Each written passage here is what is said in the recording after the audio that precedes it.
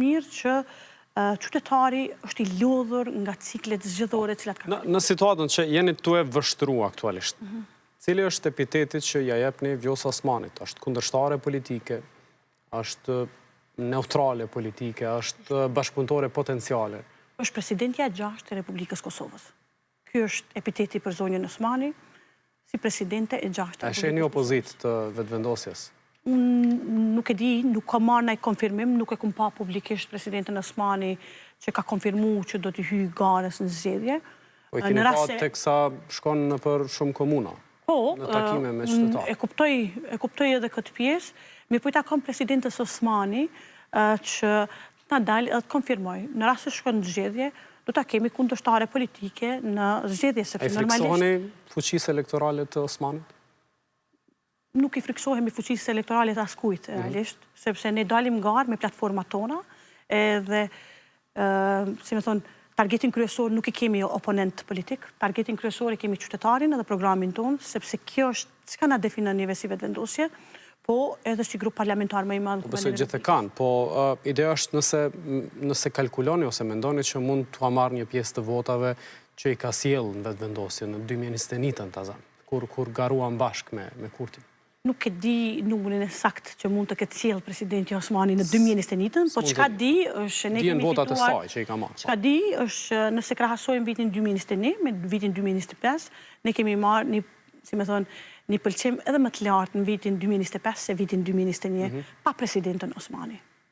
Dhe kësaj mendoni që sërish mund të përsëritet rezultati ose të ndryshoj pozitivisht në favor të vetëvendosjes?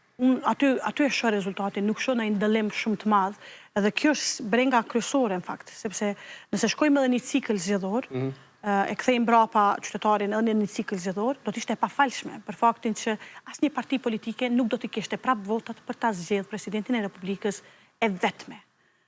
Kështu që kjo është e papërgjithshme realisht.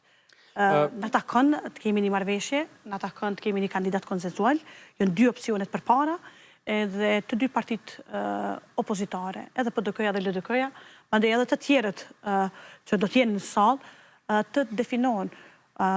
Unë opozitën përveç e kom prit që vjen datën 6 mars në sallë, sepse minimumi i opozitës është të vinë edhe ta jep vullnetin e vetë, verdiktin e vetë. Dhe për fund, po kthejmë edhe njerë të ajo që përmende në fillim, që viti kalum ka qenë viti humbur edhe i konstatum si humbur, nëse shkohet sërish në një cikël zgjedhor, po flitet në vazhdimsi çështjet e dialogut, diplomacisë, përfitimit të mirave nga fondet e Bashkimit Evropian, ta zëm sa do ta dëmtonin Kosovën në këtë aspekt.